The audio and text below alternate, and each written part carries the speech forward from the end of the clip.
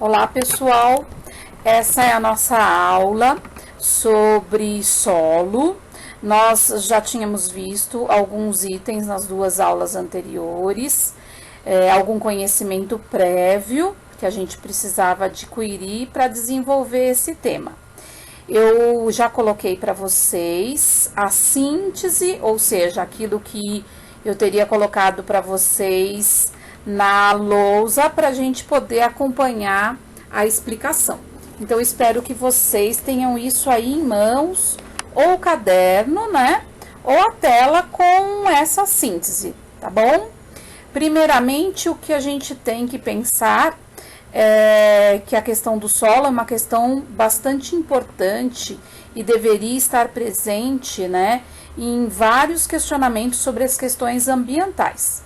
Muitas vezes a gente ouve falar sobre impactos ambientais relacionados à devastação de florestas, aos recursos hídricos, né, o acesso à água potável, ao buraco na camada de ozônio, o aquecimento global, mas pouco a gente ouve falar sobre a questão da degradação do solo. Então, logo de início, a gente tem que pensar nisso, sobre essa perda de solo que nós temos em termos planetários, não só perda de solo por processo erosivo, mas por desertificação, arenização, uso intensivo de agrotóxicos, ou seja, nós podemos perder o solo de diversas formas. Em alguns momentos nós já discutimos essa questão da própria formação do solo. Vamos dar continuidade a isso nos próximos slides, ok?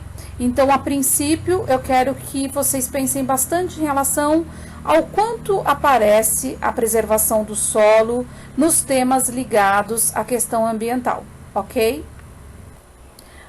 Uma pergunta importante para a gente começar a pensar nessa própria formação do solo é: o que é o solo? Né? Do que ele é composto? Então, de modo geral, a gente tem a composição do solo a partir da degradação, da decomposição das rochas, né? A gente tem a rocha mãe, que a gente já estudou na parte ligada à geologia, que deu origem a várias outras rochas e também deu origem ao solo, assim como outras rochas também podem dar origem a esse solo, não necessariamente uma rocha vulcânica somente. Então, a gente tem, muitas vezes, esse material decomposto e mais matéria orgânica. Que tipo de matéria orgânica? Pode ser matéria orgânica de origem vegetal, de origem animal. A gente sabe que vários animais, inclusive, vivem em partes mais interiores dessa camada superficial de solo, formigas, minhocas, tatus, enfim, tudo isso e muito também do que a gente tem na superfície. Então, o solo é uma desagregação, uma decomposição da rocha, incluindo aí também todo esse material orgânico.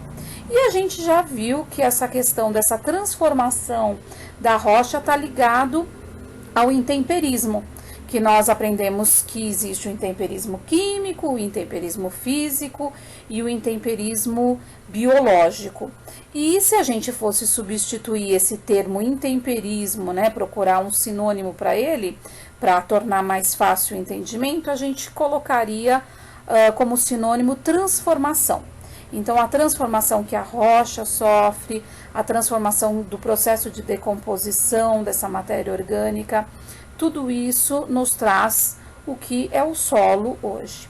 Uma coisa importante que a gente tem que pensar bastante no decorrer desse tema é que, em condições favoráveis, condições naturais favoráveis, como por exemplo, clima úmido, com temperaturas elevadas, a gente tem uma maior aceleração desse intemperismo, seja o intemperismo químico ou o intemperismo biológico. Mesmo em condições favoráveis, ou seja, com toda essa questão climática de umidade, com toda essa questão ligada a temperaturas elevadas, muitas vezes 2 centímetros de solo levam em torno de 100 anos para se formar. Ou seja, a formação do solo é algo bastante lento.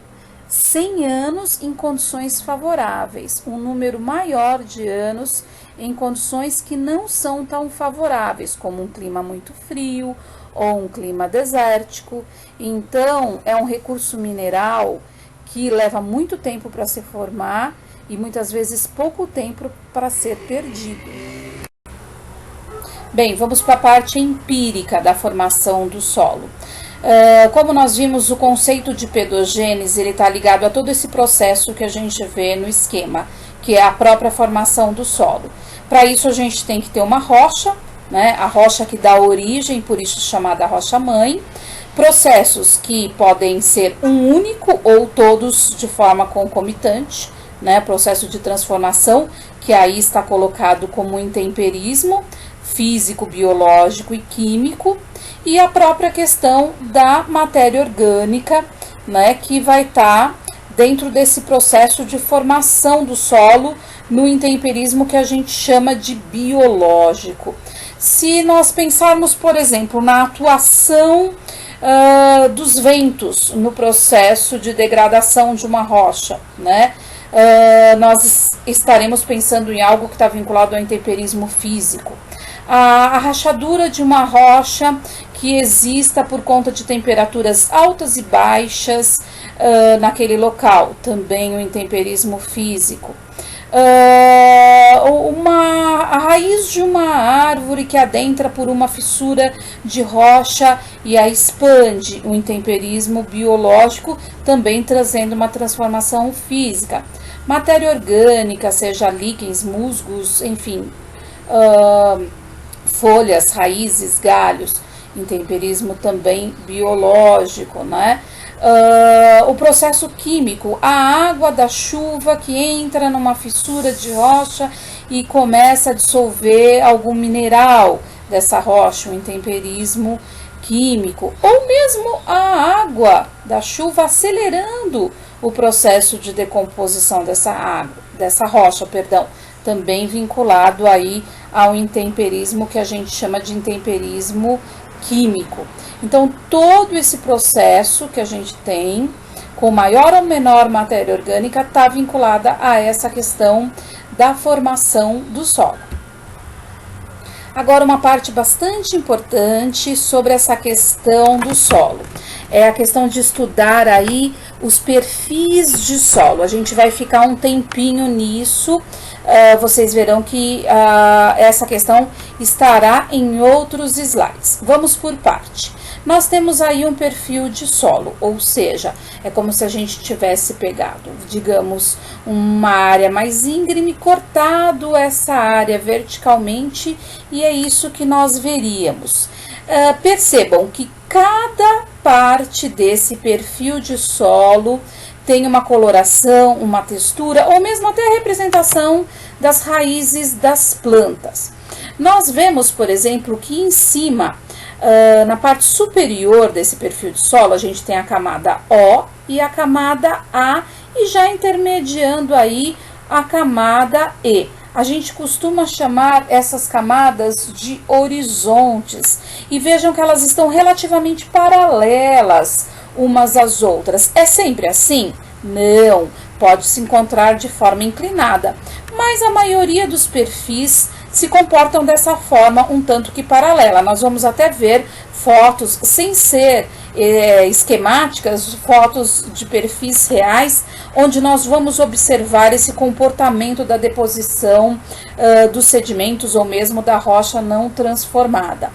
Percebemos que a rocha não alterada está em áreas mais profundas, e tanto na camada C como na camada F também vemos a presença de algumas rochas inalteradas, porque a gravidade ela tende a atrair essas partes mais sólidas para o interior, tá? Então, a camada superficial desse perfil de solo, que é o horizonte A, o horizonte O e também o horizonte E, é a parte que nós temos aí com a maior quantidade de matéria orgânica. Em áreas mais profundas, em horizontes mais profundos, nós vemos menor essa quantidade de matéria orgânica. Claro que tudo isso é bastante relativo. Nós veremos que, de acordo com o clima do local, o perfil de solo ele pode ser representado de uma forma completamente diferente. Nós temos aí duas imagens mostrando perfis de solo um tanto que distintos. O primeiro perfil está numa área mais úmida, o segundo numa área menos úmida, mais árida. Nós vemos no primeiro perfil a coloração mais escura nas camadas superficiais, né, que são extremamente importantes, inclusive para a agricultura. O horizonte O, A e B são extremamente utilizados nas nossas atividades agrícolas e podemos observar mais para o interior algumas rochas que ainda não sofreram intemperismo, né? Aí está a questão que eu falei para vocês, que a gravidade ela tende a atrair, né, mais para baixo, né, mais profundamente, esse material mais pesado que ainda não passou por um processo de intemperismo muito grande. Então aí é uma imagem bastante bacana para vocês observarem. Eu até coloquei os horizontes mais horizontais e outra os horizontes mais no sentido vertical, porque o próprio relevo do local é verticalizado. Agora vamos observar os diferentes perfis que nós temos. Vamos iniciar com a questão do clima temperado, né? Temos aí, inclusive, a representação do que seria uma floresta temperada, que a gente comumente chama de caducifólia ou mesmo de floresta de folhas caducas, porque no outono as árvores perdem por completo suas folhas e ficam, como a gente denomina, nuas, né? Contribuindo aí com uma grande quantidade de matéria orgânica superficial para esse solo. Nós temos aí alguns perfis desenvolvidos, né, o O, o E, e também uma rocha não intemperizada, mas no perfil que a gente costuma chamar no horizonte que a gente costuma chamar de horizonte R, tá bom?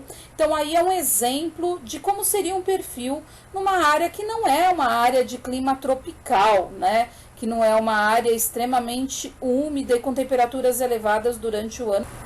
Nesse slide, que é a representação de um perfil de solo de uma área de clima seco, né? Chamado de semiárido, nós temos chuvas, mas não são chuvas muito frequentes e bastante inconstantes.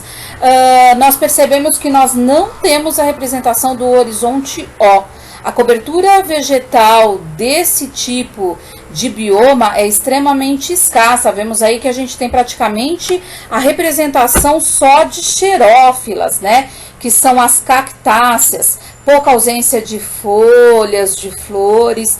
Então, a quantidade de matéria orgânica superficial que seria no horizonte O, ela é mínima nessas áreas, né? Vemos que a gente tem aí a parte de mineral e relativamente essa pequena quantidade de humus no horizonte A. O horizonte B, que no fundo ele representa os materiais que são removidos do horizonte A e do horizonte E, que é inclusive o horizonte argiloso, que a gente praticamente não tem aí. A gente vê que a quantidade de rocha inalterada é muito maior do que em perfis onde você tem um clima favorável no que se refere à umidade, à quantidade de água ou mesmo de temperatura. Temperaturas elevadas aí nós até temos, mas nós temos uma quantidade muito pequena de água e uma quantidade muito pequena de matéria orgânica. A água facilita muito esse processo de decomposição. Sem ela, a rocha mãe, ela permanece muito mais próxima da superfície. Inclusive, no solo da Caatinga, a gente vê grandes quantidades de rochas não intemperizadas na própria superfície do solo.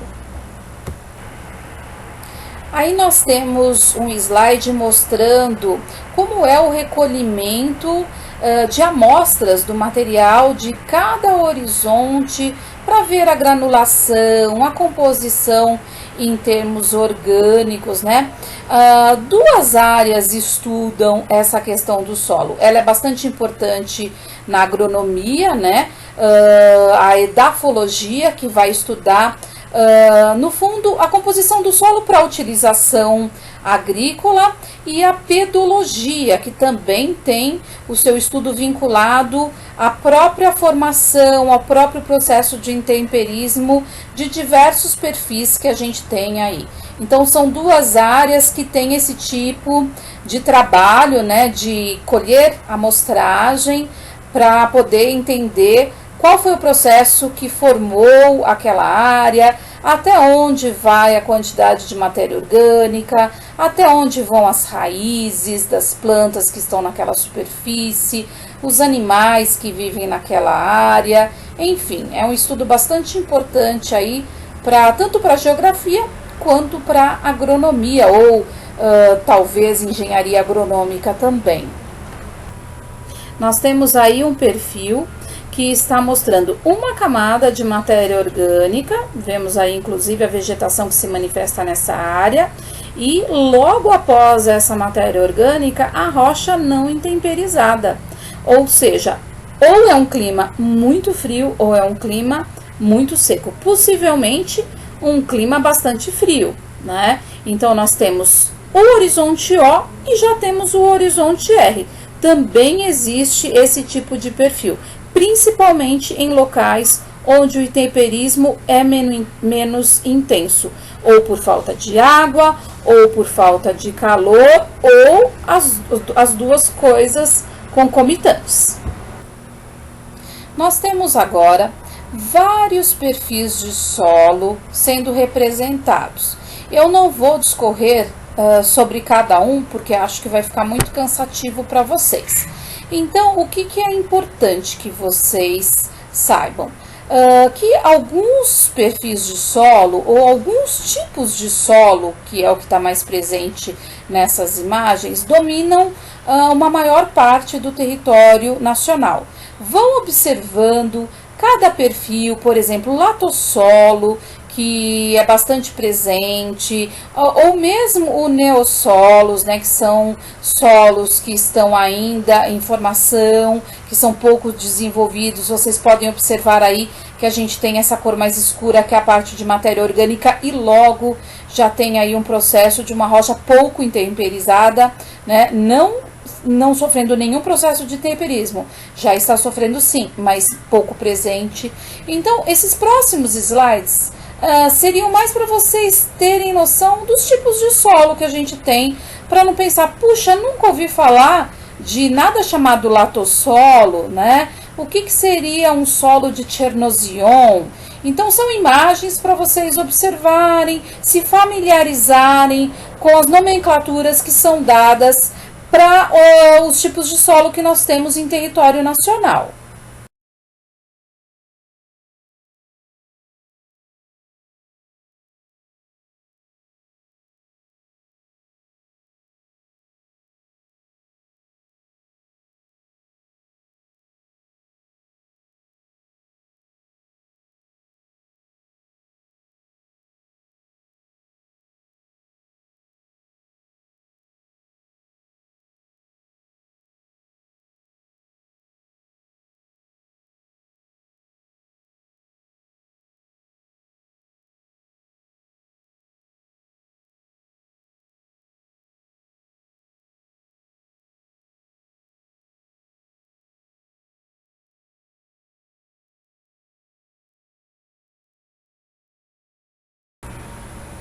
Agora vamos pensar na questão da utilização desse solo.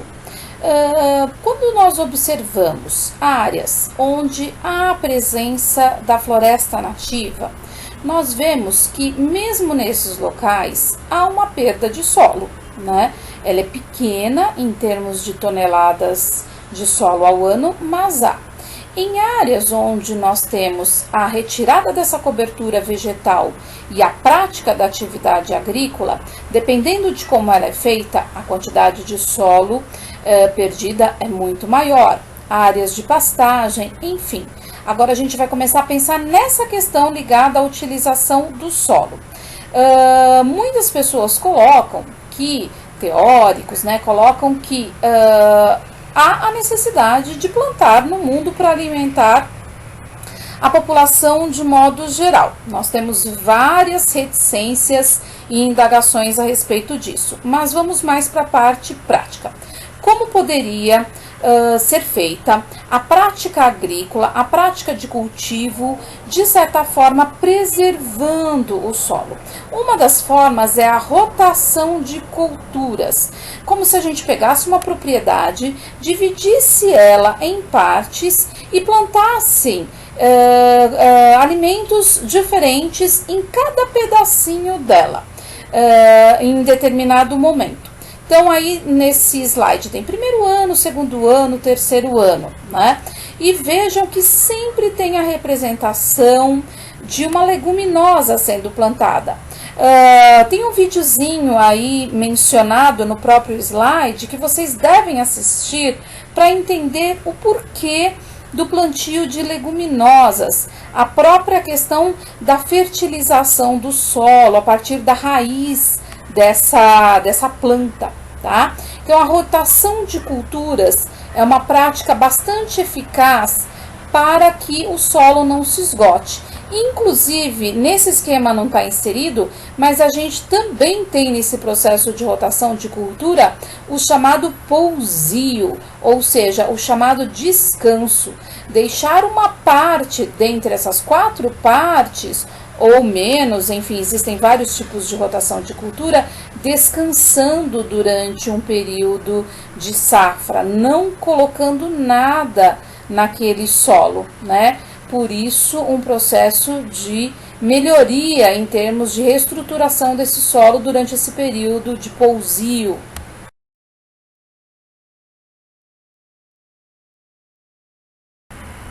Nós temos aí uma outra prática para preservação do solo, que é plantar em curva de nível.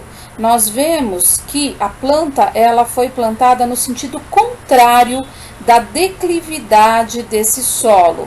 E algumas trincheiras, pequenas trincheiras, existem entre o canteiro e outro. As trincheiras são necessárias para que o material possivelmente erodido se deposite nesses locais e o solo não seja perdido.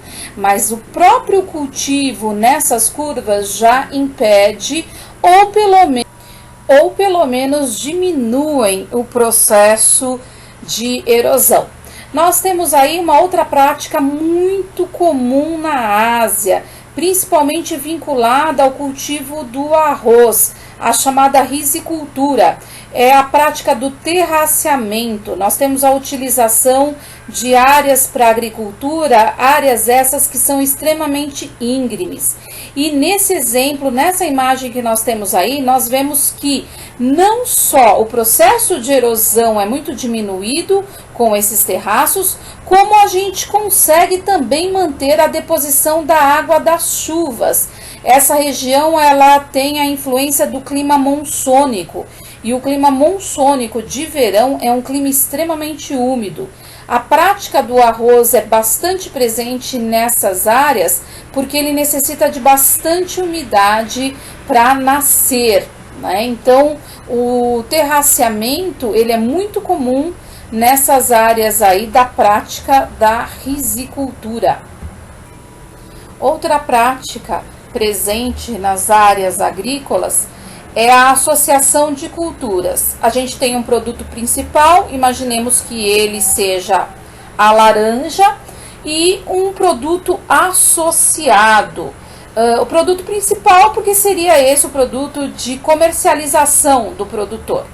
Para você, por exemplo, cultivar a laranja, os arbustos, né, da laranja, eles não podem estar um próximo ao outro, senão sombreia, a fruta não amadurece, né? Então nós temos uma distância bastante grande, se formos pensar em atividade agrícola, de uma planta para outra. Embaixo desses pés de laranja a gente tem um solo desprovido de vegetação. Então a associação de cultura ela entra aí. o agricultor, ele planta um cultivo diferenciado, pode ser uma leguminosa, ou enfim, algo que proteja aquele solo que está nu de um processo erosivo. Se for uma leguminosa, melhor ainda, porque ela ainda contribui para a fertilização desse solo. Nós, inclusive, na próxima imagem, veremos o plantio do café, que também deixa uma parte do solo, principalmente por conta da colheita, que necessita desse espaço, né, desprovido de vegetação, e aí a gente tem uma cultura associada, plantada entre os pés de café. Observem o próximo slide.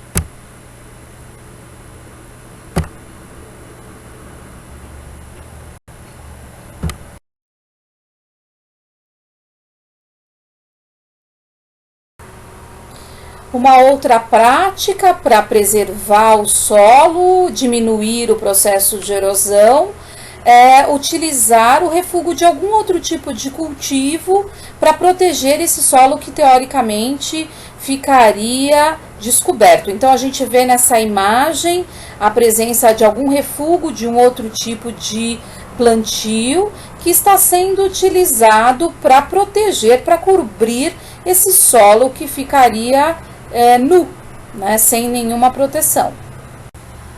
Aí uma imagem que mostra os animais que vivem nessas áreas. Não vamos esquecer que eles são extremamente fundamentais para a própria questão do solo, né?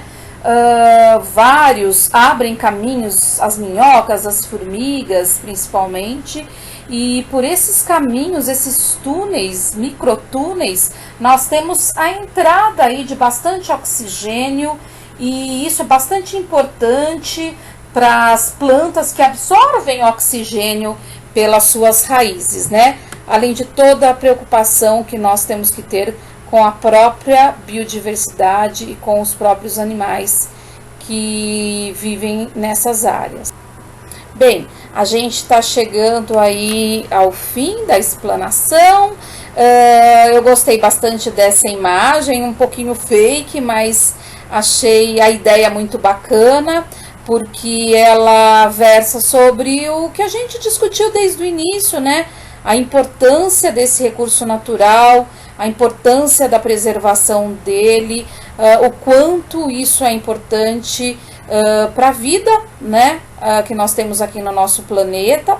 E tô deixando aí a dica de uma música, né, chamada Cio da Terra, que nessa versão que eu pus aí do YouTube para vocês é com o Chico e com o Milton. Nós temos diversas versões aí dessa música, tá bom? Espero que vocês ouçam, espero que vocês gostem. Vou deixar 2 temas de pesquisa pertinentes ao que a gente discutiu. Um deles é a arenização. Quero que vocês coloquem o que é a arenização, onde ela está presente no nosso país. O outro é desertificação. Também o significado desse termo e também onde a desertificação está presente no Brasil, tá bom? Não se esqueçam que toda pesquisa ela tem que ser lida, grifada, e vocês podem produzir aí vários parágrafos síntese, mas eu quero pelo menos 2. Um grande abraço para vocês, tô com bastante saudade. Espero que a gente passe por tudo isso logo e que a gente possa se encontrar em breve, tá bom? Um dia bastante iluminado para vocês, se vocês estiverem assistindo isso durante o dia. Se for à noite, uma noite bastante estrelada também, com bastante luz, tá bom? Adoro vocês!